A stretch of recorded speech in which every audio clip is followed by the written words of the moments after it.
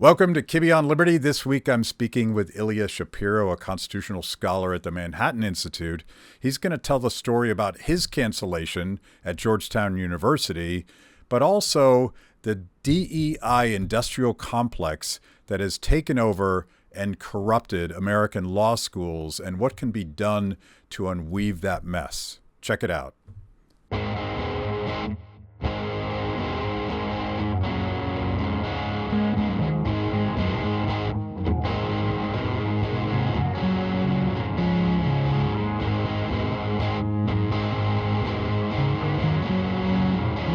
Welcome to Kibbe on Liberty.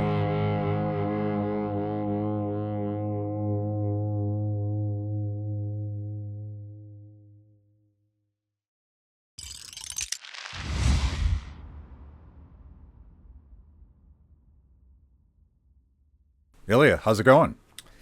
It's very different than the last time around. My last book came out during COVID. It was all a bunch of Zooms everywhere.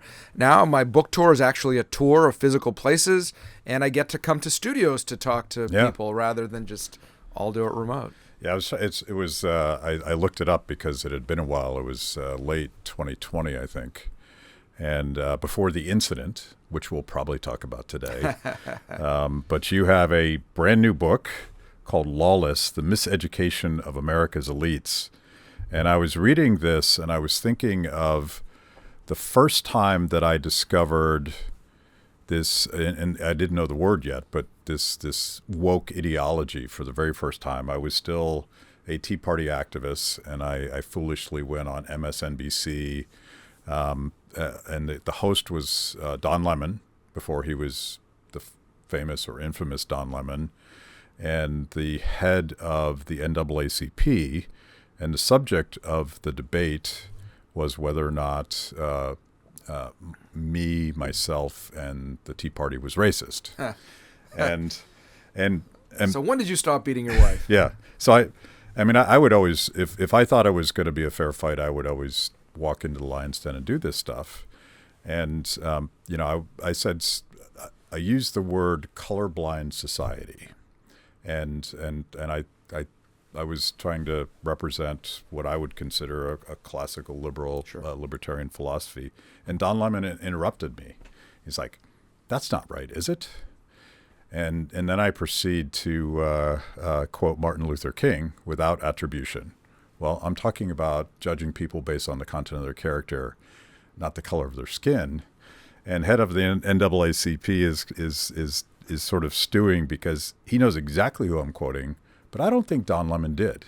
I really don't, because there's been a shift away from this idea of color blindness before the law and equal treatment and all that. I cover that story a little bit. Yeah, something like that. That diversity conceit. Yeah. The way that, at least for purposes of higher education admissions or hiring in corporate HR, the use of racial preferences evolved from thinking about it through kind of old school social justice terms, remediation of past wrongs, to this diversity and equity, equal outcomes, which from a legal architecture perspective is based on one justice's vote. Lewis Powell in the Bakke case in the late 70s, where there were 4 justices who wanted to do away with the use of race altogether, 4 who said, yes, you can use it to remedy past wrongs.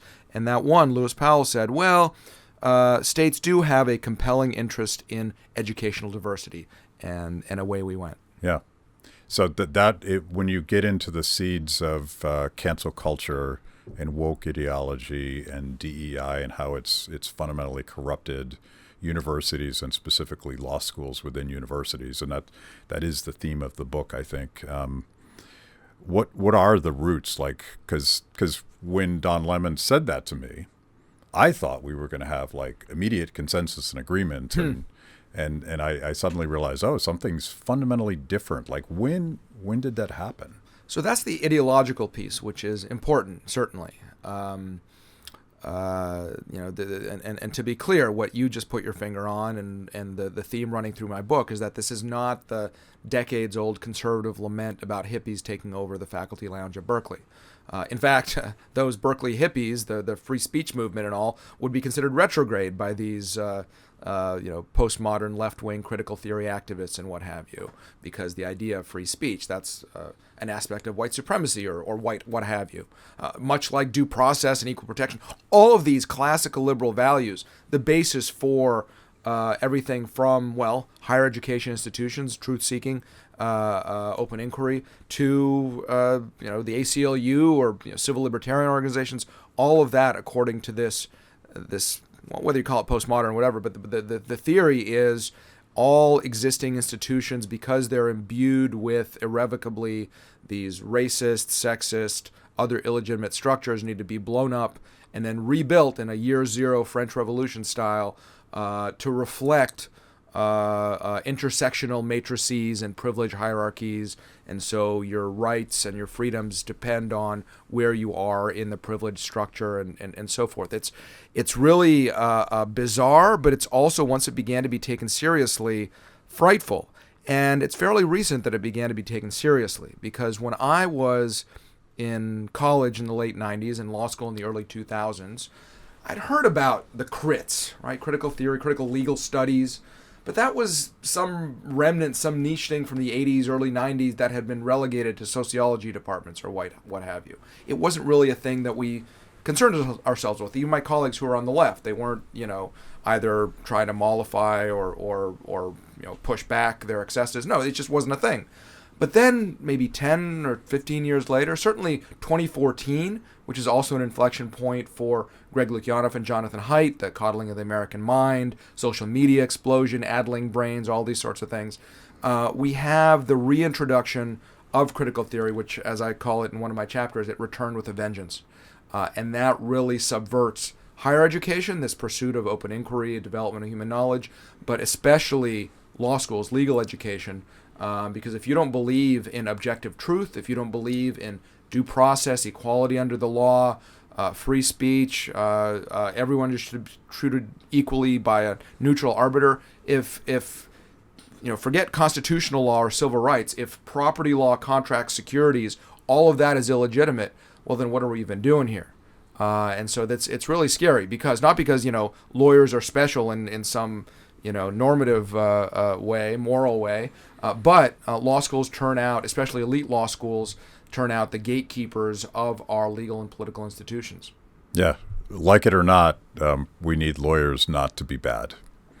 That's a good way of putting it. I don't know what Shakespeare would think about that. Well, that's the other. Well, that's kind of a classic misunderstanding of he put that line, the first thing we do is kill all the lawyers, in the mouth of a bad guy. Mm-hmm. So it wasn't that he was actually arguing that or even making like a lawyer joke, as we would now call it. He would say, of course, that's the bad guy. He would argue for that. Yep. And in fact, the epigram for my book, Lawless, the Miseducation of America's Elites, is from the movie A Man for All Seasons, Robert Bolt, right? If the devil cuts down, yes, I'd be in favor of cutting down all the laws just to get to the devil. Well, Roper, what if all the laws in England are cut down and the devil turns around on you? Where are you then? Yeah. So I want to get back to sort of the institutional corruptions and what's going on at the American Bar Association, or what's going on in corporate law offices and all that stuff. You write about all this stuff, but obviously the writing of this book was cathartic for you, because you were in fact a victim of this entire cancel culture infrastructure after the last time we talked, and I want you to tell that story and explain explain what happened, but also sort of the feckless bureaucracy that just dragged you through the mud. Yeah, and we'll get to the bureaucracy. That's an important theme. Everyone looks at the ideological part because that's sexy and in the news, but the bureaucracy is a huge aspect of this illiberal takeover. Right, so I had been at Cato for almost 15 years, and that's when my last book came out, and wasn't necessarily looking to leave, but this opportunity presented itself from Randy Barnett, who I'm sure you know. He's been on the show several times. There you go. Yeah. I've known Great him for a long time. Great constitutional scholar, kind of a rock star in the the godfather of the constitutional challenge to Obamacare, which is when I really got to know him personally, because we worked together a lot on developing that theory. And we won on the Commerce Clause and Necessary and Proper Clause. I don't know who was in charge of the taxing power and coaxing Chief Justice Roberts, but anyway, that's a story for another time. So we were having dinner one night in, I guess it would have been October of 21, and he decides to offer me a job to direct his center at Georgetown, the Center for the Constitution, which, as we've learned, is an important center because the rest of the law school is the center against the Constitution. And he spends a lot of time in Florida these days, so it's good to have someone on the ground running these things. And I would have an inward-looking focus in terms of teaching and programs at Georgetown, as well as outward proselytizing originalism in media and writing articles. And so it's a different sort of way to impact the world of ideas that I'd been doing in my career. So fast forward a couple of months, about 4 days before I was due to start my job. This was late January of 2022 at this point. Justice Breyer announces his retirement. And, judicial politics, nominations, Supreme Court, that was the subject of my last book. That's my bread and butter. So I was doing a lot of media that day. I happened to be in Austin, Texas. So that night I got to my hotel room. If I had been home, none of this probably would have happened. But, I had nothing to do. I was doom scrolling Twitter late at night in my hotel room before going to bed. As we do. Not a good practice. Not a good practice. And the upshot of all of my commentary and analysis of that day of, who's going to succeed Breyer, what's Biden going to do, I was getting more and more upset that Joe Biden did indeed hew to his campaign promise to appoint a black woman. And I thought, well, there's nothing wrong with a black woman, but, why don't we just get the best candidate? And so I thought, well, if I were a Democratic progressive president, whom would I appoint? And I thought the chief judge of the D.C. Circuit, the second most powerful court in the country, happens to be an Indian-American immigrant. His name is Sri Srinivasan, excellent judge. Got all his progressive bona fides, but not quite all of the intersectional bona fides. And so I tweeted this out, and I said, and therefore, because he's disqualified for these, improper reasons, intersectional reasons, we are going to end up with a, quote, lesser black woman.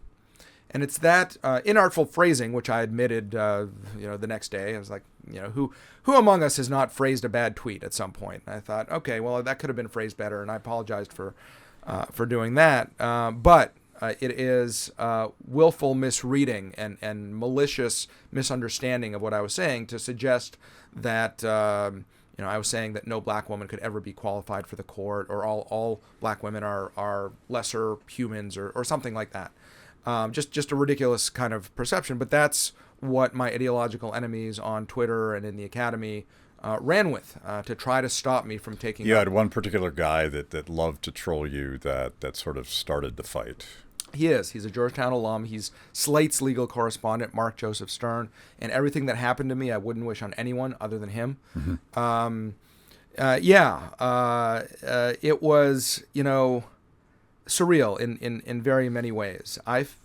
Over this tweet, I felt like my career was completely crumbling. Everything I'd worked towards for decades, the sacrifices of my parents in taking me out of the Soviet Union and scrimping and saving, and the immigrant's journey and all of that, all the hard work. My family. I had 2 little kids. I now have 4. We ended up having twins during that cancellation year. Our cancellation babies. They're now 2. Your life, my professional life was flashing before my eyes over a tweet where clearly I was, it was again, just god awful. I called it the 4 days of hell until Bill Traynor of Georgetown, decided that I wouldn't be fired on the spot or my contract rescinded, nor would he vindicate my free speech rights or something like that while saying, I disagree, but no, nothing like that. Instead, it was a very kind of hand-wringing, mealy-mouthed, very deanly result of punting this to the DEI office and the HR office to investigate me. What is there to investigate? Very short tweet, very short policy, whether you're talking about free expression or harassment, discrimination. But this so-called investigation ended up lasting 4 months. So it was 4 days of hell followed by 4 months of purgatory and farce, at the end of which somebody at the high-paid law firm that Georgetown hired to advise them on this, Wilmer Hale, looked at a calendar and realized, he wasn't yet an employee when he tweeted, so he's not even subject to these policies. So I was not quite vindicated, but I was reinstated on that technicality. How many hours did they bill to come to that conclusion? I am guessing that they spent probably $1 million. Yeah. That's my guess. Yeah. So take a quick step back and just point out that Georgetown at one point had sort of I think I'm getting this right, sort of a gold standard free speech standard. Most universities, their policy on paper or on pixels is excellent, due in part to the excellent work of FIRE, the Foundation for Individual Rights and Expression. Most speech codes around the country are gone, and we have speech protective, kind of First Amendment aligned policies, but they're observed in the breach, and there's a failure of enforcement, to be sure. Yeah. So, and that gets back to, so we've touched on the ideology. I want to get into the bureaucracy. Let me conclude the story, Sure. because I'm not now at Georgetown, and in fact, once I was reinstated on that technical victory, I celebrated that. But then I got the fine print. I got the 10-page report from the DEI office, which at Georgetown is called the Office of Institutional Diversity, Equity, and Affirmative Action, IDEA. And this report, it was clear that it had been lawyered by the outside lawyers, because it was all ready to convict me and fire me and castrate me and all the rest of it. But ultimately, because of this technical resolution, they didn't have a conclusion. But what it did say was, if I ever said or wrote anything that caused similar offense, then I would be creating a hostile educational environment. Never mind what the free expression policy says. And I realized, with advice of counsel and Randy Barnett and my wife, who's a better lawyer than any of us, that this was untenable. I could not do the job that I was hired to do. And so I decided, I realized I needed to resign. And as one does, I published my resignation letter in the Wall Street Journal, and then announced my next move to the Manhattan Institute, which I had organized over the course of that weekend. They were very gracious, and I'm grateful to Raihan Salan for putting all that together. I've known him for a while, and now he's the dynamic president of MI. Put that together for me, and so when I announced my resignation, I was able to announce my move on Tucker Carlson's show on Fox, again, as one does, and then start controlling the media narrative and using this platform I've been given to shine the light on the rot in academia. The Free Life, Portrait of an Artist, is the new documentary by Free the People, the story of Cuban-born artist Carlos Luna, who fled socialism under Castro to find his free life in America. You can watch it exclusively at civil.com, CIVL.com, throughout the month of December for free at civil.com. Check it out. The phrase you used, and this sounds like something that was actually in the contract that they put before you, the potential of causing offense. Is that a legal term? Well, it's subjective. It's radically subjective, right? That's the thing, Yeah. Any stakeholder, student, professor, staff member, alumnus, whatever, who not even is offended, but claims offense, feigns offense, gets me back into the Star Chamber, back into the Inquisition. So that's no way, given that I would be teaching sensitive constitutional subjects, that year affirmative action was before the Supreme Court, and I was writing op-eds and I was commenting on TV. Well, I could certainly say something that would offend people, like that it's unconstitutional to judge people based on race. As, by the way, 76% of the American people agreed in Joe Biden's Supreme Court nomination situation, at least according to that rabid right-wing outlet ABC News. But anyway, if I said something like that, or if I was teaching a case about the graphic designer who didn't want to create a website for a same-sex wedding, you could see how this would create quote-unquote offense. Yeah. So that's why I had to quit. And that's, you document a lot of this in the book. There's a culture of intimidation for those few free-thinking professors that are actually left on university campuses, because the standard by which you could get fired is fundamentally arbitrary. And, that's exactly it. And subject to apparatchiks who know how to manipulate, create the impression that the students are mad, or that nameless activists on Twitter are mad. Like there's tactics here. Like there's some Alinsky tactics that that are quite obvious when you watch them. But and I was quite fortunate that I'm at a position or a stage in my life, and I have a platform that, the Wall Street Journal editorial page came to bat for me. It's the National Review. I joke with Rich Lowry that he required each of his writers to do at least one piece about my case at some point. Barry Weiss. I mean, lots of people came out in my support, including in back channels to the dean, including a couple of members of the board of visitors of the law school. So, I was fortunate in that I'm not a celebrity. Like, I don't have FU money that I can just, walk away and none of it matters, like Joe Rogan or something like this, or Whoopi Goldberg, who got, canceled briefly for, it was actually ignorance, not anti-Semitism. But anyway, I could push back, and I could kind of do the jujitsu back a little bit, which is why I wasn't fired during those initial 4 days of hell. But it really shows the spinelessness and the lack of courage, the lack of will to enforce your own rules on behalf of all of these educational grandees, deans, presidents, provosts, etc.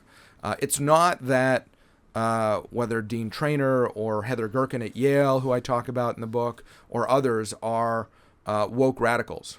No, they're bureaucratic players. They try to tack left and right and up and down to climb the greasy pole. And so it's not that Dean Traynor was being immoral. He was being amoral. And even in the end, he said, well, we have these competing grand values of equity and free speech, and that's why this case was so hard. And like, well, not really. I mean, are you treating people fairly? Was I actually harassing someone? Maybe I was harassing Joe Biden. I don't know, but certainly not. Anyway, it's all of these institutional failures, and it's not a thorny problem of public policy or theory. The rules are there, and when university officials actually enforce them, they get lauded. It's such a low bar. The chancellor of Vanderbilt, for example, David Diermeyer, has become a darling just for kicking students out of his office who had occupied it during the anti-Semitic encampments and all of that. But it's not rocket science. You see the difference between Ben Sasse, when he was president of the University of Florida, his handling of the protests and encampments after October 7th, versus Manoush Shafiq at Columbia. Again, the rules are clear. It's not a matter of, all of a sudden we need to develop new sorts of protocols or what have you. It's just do your job. But there's been a huge institutional failure there. So last October, I went to a conference that was organized by Jay Bhattacharya at Stanford University. I think it was their public health center or whatever it was, and he, for very different reasons, had a cancel mob go after him. And Matt, just to be clear, so that your viewers and listeners understand this is not just about cancel culture. That is the visible stuff that happens kind of above the waterline, the tip of the iceberg. The speaker shout downs, people's jobs being threatened. When it's prominent enough, it makes national news. But that's only what is visible. Much more damaging is the people who self-censor, the people who, what's taught and not taught, the chill on speech and expression, people who don't have my kind of platform, who are investigated for all sorts of frivolous things. Yeah. With no necessarily, it's not necessarily even with a conservative, libertarian, progressive valence. Huge lot of corruption of the educational enterprise, as we've seen. Well, it's come more to the fore since October 7th and the disastrous testimony of the university presidents, but real problems going on in these institutions. So you probably know Jay Bhattacharya's story. Mm-hmm. Like he came out with a study, first a Wall Street Journal op-ed, followed by a study, and he was a very successful, celebrated, respected epidemiologist who had been writing these types of papers all his life, but he wrote the wrong thing. And there was this orchestrated campaign on Stanford University to demonize him, to question his ethics. Ultimately, they tried to fire him. He somehow survived all that. But fast forward to last October, he was able to organize an event that actually featured different perspectives on lockdowns, on mandates, on the origins of the virus, things that you would expect public health academics to debate starting on day one. And I didn't appreciate it at the time, but he had the new Stanford University president. I'm not sure I understand the difference between a dean and a president. Is it the same thing, or? The president is the head of the whole institution, Okay. and the dean is of a particular Of the school, school, whether okay. the undergraduate college or the law school or whatever. Sometimes you also have chancellors, and that's in a multi-campus university that oversees all of the different Yeah. presidents. But The provost, just to complete the nomenclature, Yeah. is kind of the COO. Okay. So the president is the CEO, the provost kind of operationalized. Okay. So it was a big deal, and all of these same forces that tried to cancel Jay in the first place tried to shut down this radical idea that you would have a diversity of views about perhaps one of the most important subjects that a public health institution could have a debate about. But Recently, the Stanford faculty decided not to rescind its condemnation of Jay's colleague Scott Atlas yes, as well. That is correct. And something similar happened at Harvard with Martin Kulldorff, who was essentially fired, pushed out, and they refused to uncondemn him for the. I mean, this in the science world is literally a Galileo type moment. Yeah. So they had the new university president who not only refused to cancel the event, but he actually spoke at it. And he didn't say anything in particularly dramatic, except his mere presence apparently was almost revolutionary at one of these prestigious universities, because it had become sort of like, you're right, it's not cancel culture, it's groupthink. You're only allowed to think and act and talk one way, and that's to be determined by someone other than you. We tolerate everyone as long as you agree with us. Yeah. So you were getting into the bureaucracy of this, and I'm fascinated by this as an economist, because I like to process the entire world through economic incentives and certainly public choice theory. Well, you're familiar with Mansur Olson, the great political economist, who Yeah. said that the growth of bureaucracy is the leads to the decline of nations. He has a wittier way of saying it, but the point is, when you have the deep state, if you will, or this kind of perpetual motion machine that's not controlled, not accountable, that is, that doomed Rome even, that kind of administrative bloat. Yeah. And you're surely, everybody watching this is probably familiar with the charts of the skyrocketing cost of higher education, and how so much of that growth is eaten up by administrative staff. Yeah. Why is that happening? Is it just the natural growth of bureaucracy? Is it just Now, bureaucracy, starting probably about 25 years ago or so, maybe a little before that, started growing faster than anything, to the point where now in every institution there are more non-teaching staff than faculty members. In some places there are more bureaucrats, educrats I call them, than students. The joke is 100 years ago at Yale, every student came with his personal butler. Now maybe all these educational civil servants are going to be butlers or something. I don't know, but it's bizarre. And it started off not necessarily with an ideological valence. It was more, especially at the elite places that had more money than what they knew to do with. Well, we need student services and hand-holding support and therapy this and the stress of exams, and this kind of began the rise of safetyism and therapizing everything, and the idea of harm, where when you're offended, that's harmful, we can't have that, safe spaces. That evolved not from so much the postmodern critical theory as from this kind of student services therapying bureaucracy component. As Greg Lukianoff wrote, it's kind of has taken from the world of cognitive behavioral therapy. And began that, and then the kind of the space race to compete with lazy rivers and climbing walls and all of these, four-year country club type things. Now, again, this is not the experience of most higher education students in the country, which are commuter schools or state schools or what have you, but like the elite that produces most of the next generation of our institutional leaders. And about 10 years ago or so, most of that bureaucratic growth started being in the DEI space. Because of Ferguson, because of Trump's election, all of these inflection points that we've seen, the Ibram Kendi style, if you're not with us promoting equality of outcome, then you're an inveterate racist, no better than Bull Connor and the KKK. That sort of attitude And there's just been an explosion of that. The University of Michigan spends north of $31 million a year on DEI. They have something like 240 full-time and then an equal number part-time staff. Imagine spending that money, those resources, on actually helping underprivileged kids, or scholarships, or tutoring support, whatever, right? Instead, we get what are literally value subtracting entities. And by that, I mean they fail on their own terms. If you look at campus surveys, climate surveys of, do you feel welcome on campus? Do you feel comfortable with racial, ethnic diversity? Those things, if anything, I'm not a statistician, but they're certainly not correlated with the size of your DEI office. And I've seen some articles saying that they're inversely correlated with the size of your DEI offices. So this bureaucracy, which again is separate from what concerns we have with ideological bias in faculty hiring and what's taught and what's not taught, that's a separate issue. Important, but separate.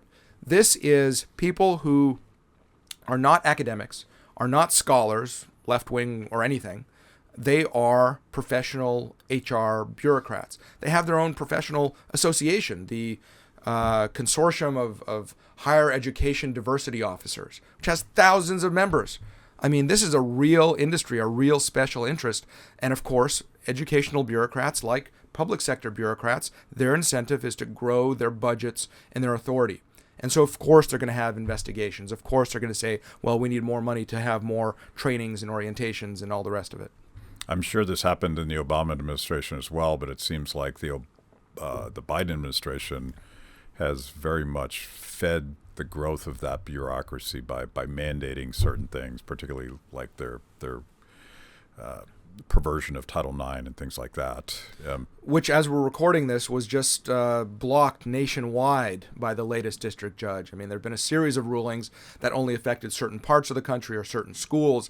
But as we're recording this, the Title IX reforms, related to gender and what have you, all of that, completely blocked. So that's going nowhere. Thankfully, I filed some briefs supporting those challenges. But yeah, the Biden administration's whole of government DEI, a series of executive orders, essentially saying every government agency has to have a DEI plan, has to have a DEI officer.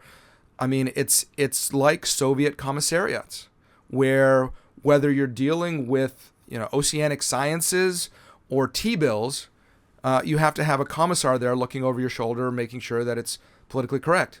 And that's going to be very hard to root out. I hope that the Trump transition, they've had 2 months already, I hope they're preparing to start rooting that out, because it's not just, kind of high-level things that, again, everybody sees. There's all of this bureaucratic work that needs to be undone. So he gave a talk, a very Trumpy talk, so it's not totally clear what he has in mind, but he said something, I think it was November 15th, because I looked it up, that he was going to abolish woke and tie it to federal funding. Is he basically saying, I'm going to just roll back all of these Biden administrative executive orders?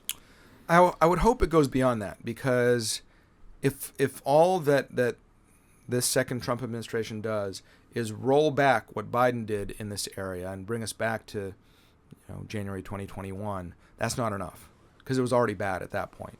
What has to be done further is to actually threaten the funding and sometimes pull it back of these schools that violate civil rights of all kind, whether it's relating to free speech, whether with respect to access to educational opportunities if you're Jewish, with respect to a whole host of things. And you don't need new legislation for this. It's already on the books. There's already plenty of strings attached to federal funding. Now, I think most of what the Department of Education does is unconstitutional, should be disbanded. Its civil rights enforcement authority collapsed into the Justice Department's purvey. But if we have all of this monstrous federal monetary and regulatory apparatus, then it has to actually enforce the federal law, whether that be with respect to accounting standards to prevent waste and fraud, anti-discrimination in hiring, student civil rights, or anything else. But instead, what you're seeing the last few weeks as Biden's out the door, he's trying to seal up these sweetheart settlements with all these institutions where very valid complaints have been filed, whether with respect to post-October 7th stuff or otherwise. And it's going to be a real battle. And I'm, we can get to this. I'm for all of the above. That's, part of the thing. There is a role for the federal government to play there, and that is it. Whether investigation and oversight by Congress, as the House Education Committee has been doing very well. I testified before them a couple of years ago on free speech issues, or especially the Office of Civil Rights at Education in conjunction with Civil Rights at Justice, getting together and actually having serious consequences for this malevolence.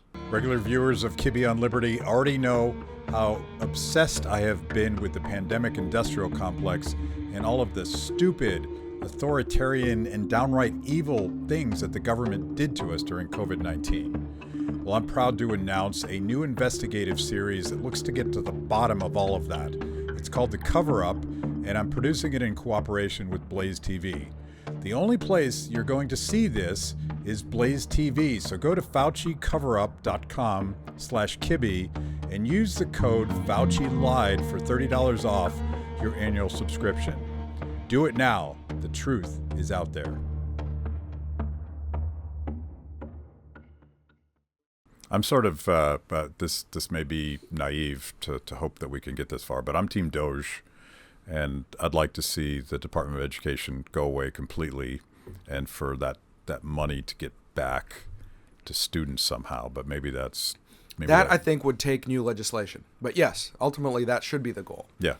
Again, the Department of Education has been around, since Jimmy Carter, who just had his funeral in Washington. Nearly 50 years.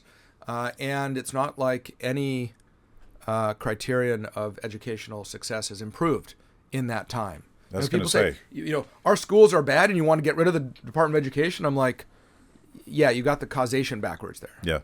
Yeah. I feel like 100% failure. 100% failure. So back to I'm trying to look at all these institutions that you talk about in your book, and you talk about. The ABA you mentioned. Let me get in a beat on that. Yeah. The ABA is the sole accreditor of law schools, which is bizarre. There actually is some competition. There could certainly be more. A guild. There is some competition among accreditors of undergraduate institutions. With law schools, that is not the case. And the ABA is very guilty of a lot of things, adopting all sorts of standards that propagate DEI, just terrible things that are against the interest of conveying legal education, training lawyers. Not to mention some of its extracurricular activities and direct involvement in politics and whatever else. And so it would be very simple and straightforward for the education department to say, okay, you no longer have a monopoly over law school accreditation. Yeah. It would have to work in conjunction with state bars. I'm sure there are a lot of state bars that would be the state Supreme Courts that could say, okay, we'll entertain other accreditors, or California, ironically, you can practice law in California without going to an ABA accredited law school, just in California. If there were a truly competitive market for accreditors, you could probably have a compact of different states, state bars that you could practice in different places and completely sideline the ABA. Would it take just one state? It depends which state. Yeah. If Florida were to do it, I think that would be significant. I think that would shift the earth. Needs to be enough universities and enough lawyers. Yeah. There's a lot of lawyers in Florida. Yeah.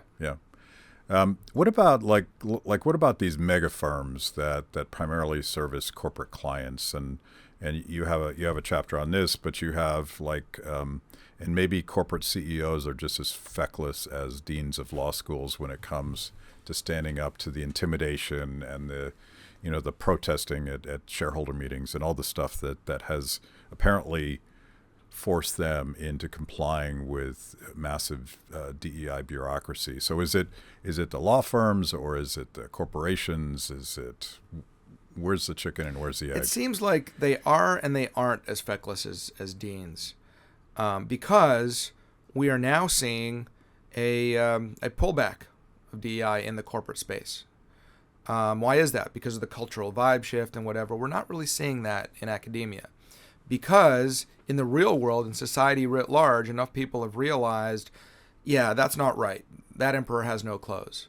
And enough people now feel comfortable enough saying that rather than just keeping their head down and trying to keep out of the cancellation crossfire. So there are some very healthy developments in the real world, in the corporate world. In academia, there's not really that pushback effect, and the market forces don't act as directly. And so you need what economists would call exogenous shocks.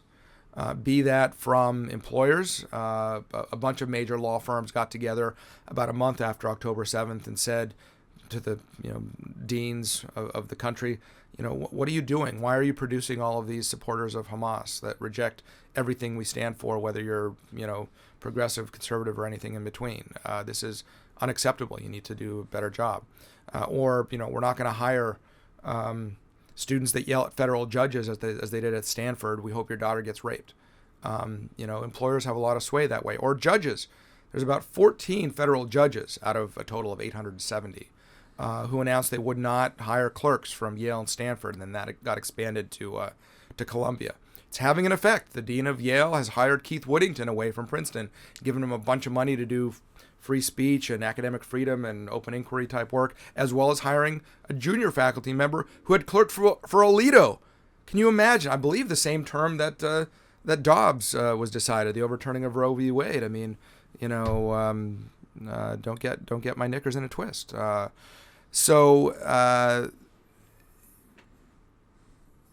I think market forces obviously have an effect on the private sector, but other kind of external forces can have an effect in higher ed. And to mix metaphors, a lot of these institutions, a lot of these illiberal institutions are Potemkin villages guarded by paper tigers. So it doesn't take very much. For example, my now colleague at the Manhattan Institute, John Saylor, who's an investigative reporter, 2 years ago did a FOIA request of Texas Tech, which is a public school in Lubbock, Texas, and found that they were hiring biologists based on diversity statements, and just published an op-ed in the Wall Street Journal about this. The very next day, the president or chancellor of Texas Tech said, this is inappropriate, we're not going to be doing this anymore. Same thing later that year when the chancellor of the University of Wisconsin system testified before the legislature. So it doesn't take very much. That gives me some hope. So I wouldn't say I'm optimistic, but I'm less pessimistic than I was when I left Georgetown 2.5 years ago. Yeah, and you sort of close the book with an observation about whether we like it or not, lawyers matter too. Lawyers' lives matter, I guess. I don't know if I'm allowed to say that, but I just did. But these core principles, at some point, equality became equity. At some point, your qualifications due process became the process due to you based on where you are in the privilege hierarchy. Yeah, and diversity trumped achievement and experience. But it strikes me that, like, I was going back to my Don Lemon story, I just thought that those were core American values that sort of transcended ideology and politics. But everything's corrupted. But there does seem to be a pendulum swing back. And part of it maybe is the re-election of Trump. You see a lot of Democratic apparatchiks sort of saying, yeah, maybe we went too far with this woke stuff. I mean, John Fetterman is having his reverse Bulworth moment to date myself. But it's, in society writ large, I'm with Brett Kavanaugh. I live on the sunny side of the sunrise side of the mountain. I'm cautiously optimistic. But just in higher ed, and specifically in legal education and the guardians of the legal profession, there's just so much inertia that we may be past the critical point, such that, time for new institutions. Again, in the undergraduate world, there's this accreditation problem that we just discussed. But in the collegiate world in general, you have the University of Austin, new institutions spreading up. I'm going to be speaking there later this month. Looking forward to that. Or centers within existing institutions that are dedicated to such white supremacist tropes as excellence and academic rigor and things like this. Civics, oh my gosh. So that's green shoots in all of that. But it's going to take, how do you shift the culture, right?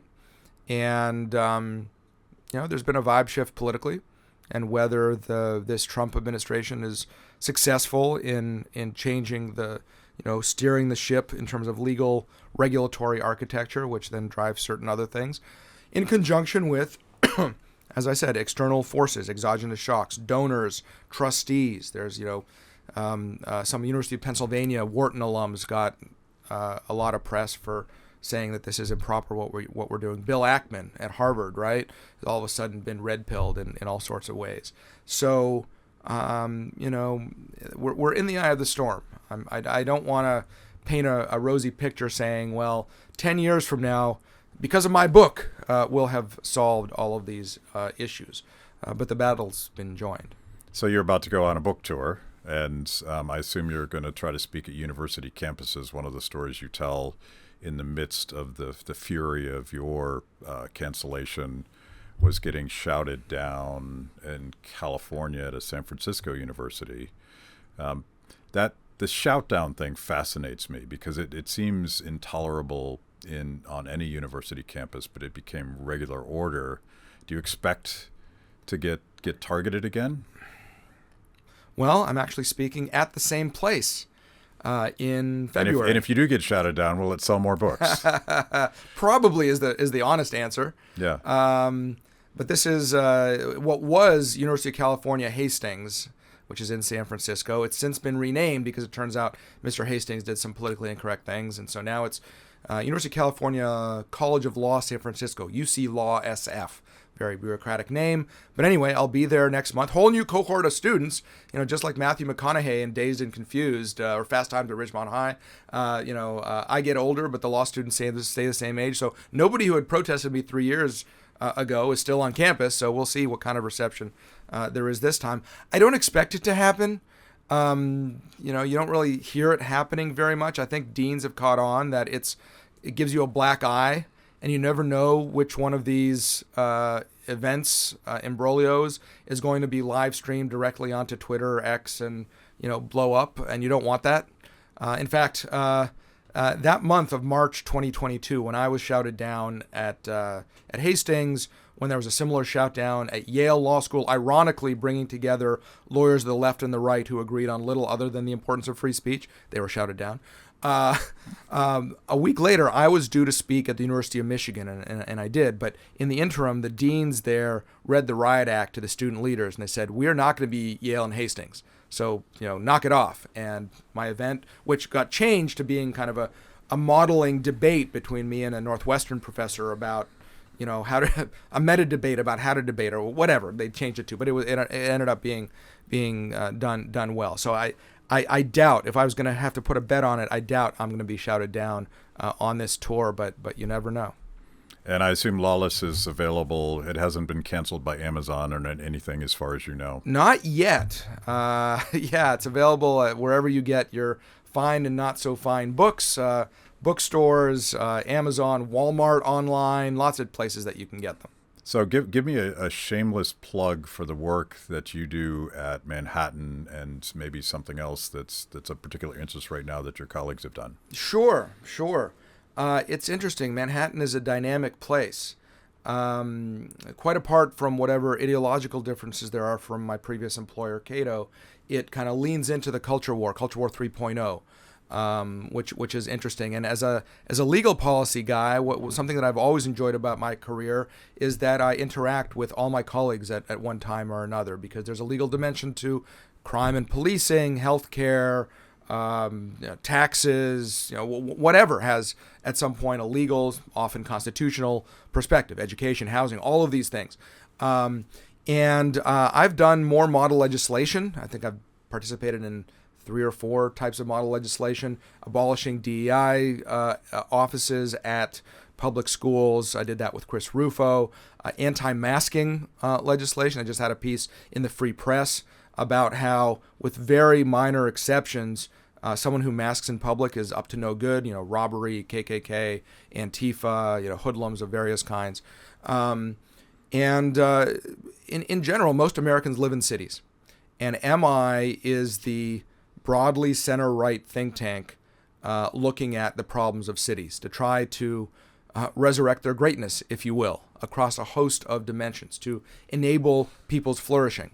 And that's certainly very appealing to me. I work at a bit more of a national level with the Supreme Court practice and amicus briefs. That's partly why I was brought on, to give kind of a different aspect to our work. But it's a great group of people, very dynamic, very generous with their time. You can go to manhattan.institute.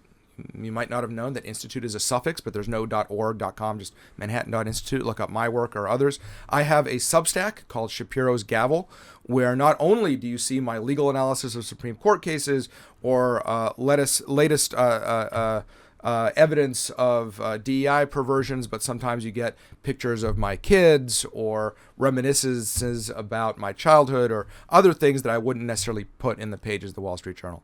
All right. Well, thank you for this. Thank you.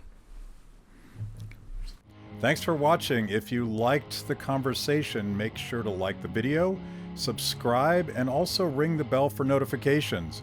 And if you want to know more about Free the People, go to freethepeople.org.